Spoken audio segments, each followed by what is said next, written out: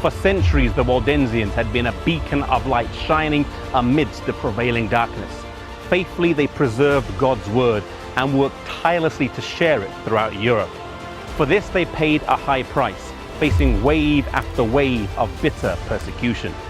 The intense persecution that they faced began to wear down the Waldensian churches, and they began to give in to the temptation to compromise.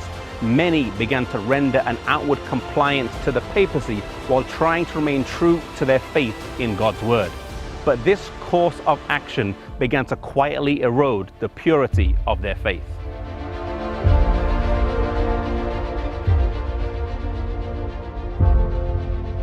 Around this time of crisis, the Waldensians got word of the Reformation that was beginning to take root throughout Europe.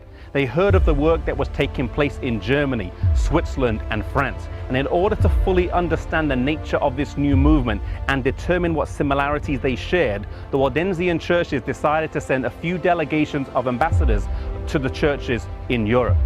As these ambassadors came back, they brought back some of the writings of the leading reformers, as well as reports of what similarities they shared, and this greatly encouraged the Waldensian believers. Up until this point, they had been a lone voice calling people back to the standard of God's word, and reports of other like-minded believers was a source of great comfort to them.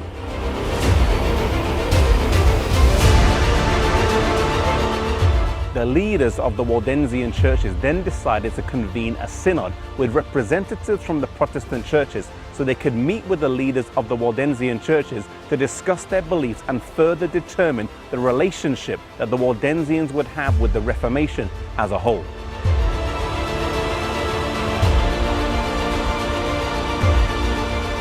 On the 12th of October 1532, right here in the Angronia Valley, the Synod of Chanfaran was convened and sat for 6 consecutive days. One of the most significant decisions that was made was the resolution to translate and print the entire Bible into the French language, and the Waldensian churches raised the funds for this endeavor.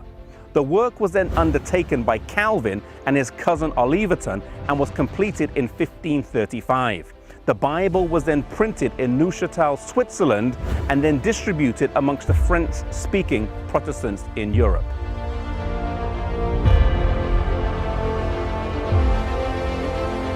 Some of the commonalities shared between the two churches was a rejection of decidedly papal institutions such as the Mass, confession, the celebration of feasts, the worship of saints, the celebration of Lent, the observance of the lenticular fast, and prayers for the dead.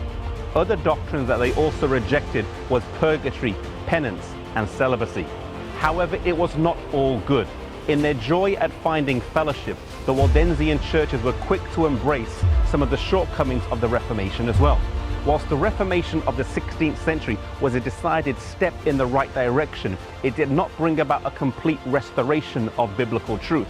In some areas of belief and doctrine, the Waldensians made compromises that represented a step backwards as they found fellowship with the Reformation. Two things that stand out from the Synod of Chanfaran. Firstly, we see the importance of Christian fellowship, and we see the importance of the accountability and encouragement that comes with Christian fellowship.